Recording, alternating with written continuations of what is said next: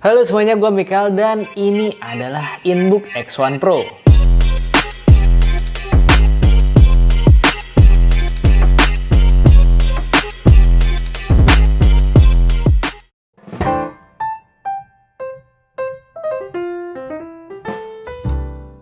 Gua rasa kalian udah tahu lah ya, Infinix itu merupakan salah satu perusahaan smartphone yang udah cukup lama hadir di Indonesia. Dan sebagai sebuah perusahaan teknologi, sangat wajar kalau Infinix itu nggak cuma ngeluarin produk smartphone. Ya, misalnya TWS untuk membuat sebuah ekosistem. Tapi beda halnya dengan Infinix. Brand yang satu ini langsung membuat langkah besar dengan merilis laptop untuk memperluas ekosistemnya. Dan jujur aja, gua cukup kaget dengan laptop Infinix ini. Bodinya ini terbuat dari full aluminium, mengusung desain yang tipis, stylish, portnya juga cukup lengkap, dan bobotnya tergolong ringan di 1,48 kg dengan ketebalan 16,3 mm. Tapi yang bikin lebih menarik lagi, laptop ini juga sudah mendukung pengisian daya menggunakan port USB Type-C. Pada bagian lidnya, Inbook X1 series, mau yang Pro seperti yang gue pegang ini atau yang standar, sama-sama memiliki dua tone ya. Pada bagian atasnya ada tekstur garis-garis halus, sedangkan di permukaan bawahnya polos saja.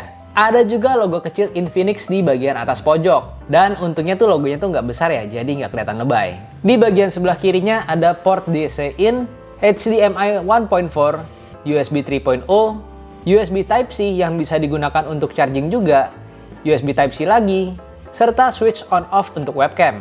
Di bagian sebelah kanan ada Kensington lock, USB 3.0, USB 2.0, jack 3,5 mm, serta slot micro SD. Di bagian bawahnya ada dua buah lubang speaker, lubang ventilasi, serta 3 buah alas karet yang cukup tebal. 2 di bawah dan 1 lagi di atas. Jadi laptopnya ini punya ruang lebih untuk bernapas. Laptop ini juga punya teknologi pendinginan Ice Cooling System 1.0 yang bikin laptop ini jadi lebih dingin.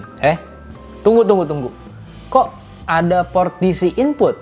Nah, kalau ini sepertinya tuh Infinix emang ngasih opsi charger untuk DC input. Tapi yang kita dapat itu langsung kepala charger yang support USB Type-C aja ya. Dan menurut gua ada opsi kayak gini tuh lebih baik sih, karena jadi lebih universal. Lu bisa ngecharge pakai charger lain yang sudah mendukung output 65 watt power delivery 3.0. Terus di bagian dalamnya itu ada layar sebesar 14 inci beresolusi Full HD dengan sRGB 100%, dan lapisan layar anti-glare dengan bezel tipis kekinian di bagian kiri dan kanannya. Di bagian atasnya ada webcam 720p dan di bagian bawahnya ada logo Infinix. Layarnya ini juga dapat dibuka hingga 180 derajat, jadi lebih fleksibel ya. Lalu ada tombol power dengan LED warna biru di bagian kanan atas.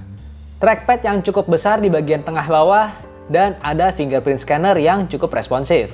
Bagian keyboardnya sendiri memiliki backlight LED putih dengan 2 tingkat kecerahan dan keyboardnya juga terasa cukup empuk. Untuk prosesornya, laptop ini menggunakan Intel Core Ice Lake i7 1065G7 yang dipadukan dengan RAM 16GB, SSD 512GB, dan GPU onboard Intel Iris Plus yang artinya laptop ini memiliki tenaga yang cukup untuk melakukan banyak pekerjaan berat semisal kerjaan kantoran sampai editing video yang nggak terlalu banyak efek visual. Sedangkan untuk baterainya ini ditenagai oleh baterai sebesar 55 Wh yang diklaim mampu bertahan untuk web browsing selama 13 jam nonstop.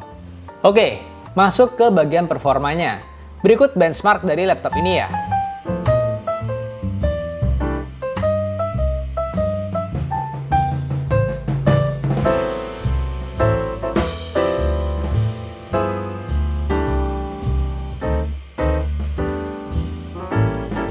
Lalu ketika digunakan untuk bermain Shadow of Tomb Raider pada settingan terendah, game ini masih playable, namun ada sedikit frame drop. Tapi tentu saja hal ini tuh wajar mengingat tidak adanya dukungan kartu grafis dedicated di laptop ini. Dan tentu saja sebagai editor video, gue juga menggunakan laptop ini untuk ngedit video. Kita coba ya menggunakan laptop ini untuk ngedit video. Ini kita gunakan video dari Unjust.net dengan resolusi 4K. Ada skenario multilayernya juga dan efek-efek juga. Sejauh yang gue coba, playbacknya ini berjalan lancar tanpa masalah sama sekali. Dan untuk ekspor video 4K multilayer berdurasi 2 menit 20 detik ini, kita butuh waktu selama 8 menit.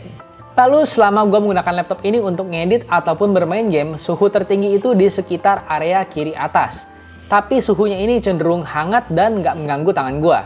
Untuk hasil keluaran suaranya, Laptop ini tuh diklaim mempunyai 4 buah speaker yang hasil keluaran suaranya itu menurut gua udah cukup bagus untuk laptop sebesar ini. Suara yang dihasilkan memang nggak terlalu keras, tapi kejernihan suaranya cukup dapet dan bassnya itu lumayan, tapi ya emang nggak yang wow banget.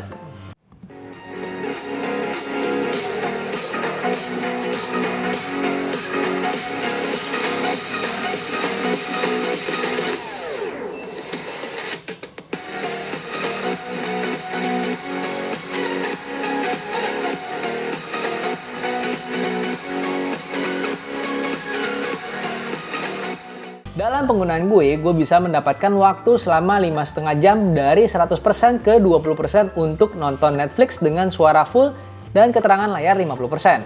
Dilanjutkan dengan 40 menit penggunaan untuk ngetik di Google Keep terkoneksi dengan Wi-Fi hingga baterainya mencapai 10%. Sedangkan untuk pengisian dayanya, gue membutuhkan waktu selama 2 jam dari 10% ke 95%. Nah, buat kalian yang belum subscribe ke channel ini, silahkan subscribe dan like video ini kalau suka. Dislike aja kalau nggak suka, dan share kepada teman-teman yang membutuhkan ya. Secara overall, gue bisa bilang kalau laptop ini bisa banget jadi alternatif untuk kalian yang mencari laptop dengan desain tipis, powerful, dan bisa di-charge dengan USB Type-C. Dengan keamanan tambahan untuk webcamnya karena ada switch on-off. Beberapa catatan dari gue adalah suara speaker yang nggak terlalu wow, dan backlight LED yang kurang terang. Gue rasa sekian dulu video gue kali ini, dan quotes of the day hari ini adalah, kerjaan seberat apapun akan terasa ringan apabila bukan kerjaan kamu.